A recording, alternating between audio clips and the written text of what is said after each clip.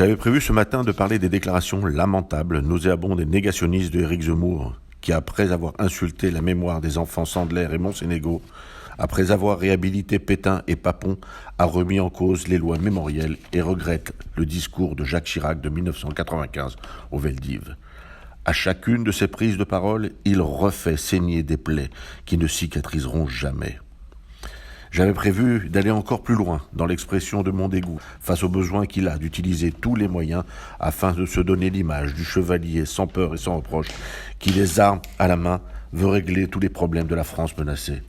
Je voulais aussi m'adresser à ceux, trop nombreux dans notre communauté, qui se laissent aveugler par ces idées. J'entends dire qui dit tout haut ce que beaucoup pensent tout bas. Je veux leur dire combien ils se trompent en faisant de ce populiste leur champion. Les problèmes de la France sont nombreux et des sujets se doivent d'être mis sur la table et surtout d'être réglés, tels que l'islamisme, l'insécurité. Mais qu'ils ne se trompent pas. La zemmourisation des esprits fait tomber les digues et le discours de haine et son expression n'épargneront personne et surtout deviendront très vite incontrôlables.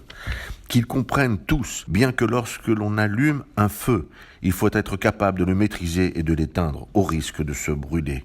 Oui, le personnel politique doit changer de logiciel et aborder tous les problèmes et surtout trouver des solutions.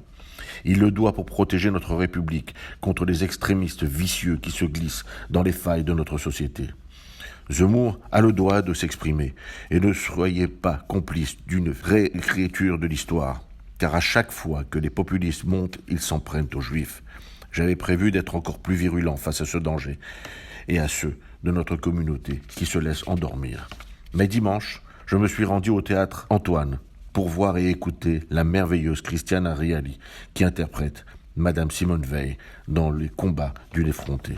Allez-y, et vous y trouverez toutes les réponses aux allégations négationnistes du Zemmour. Et surtout, vous trouverez la force et la grandeur des valeurs juives et républicaines.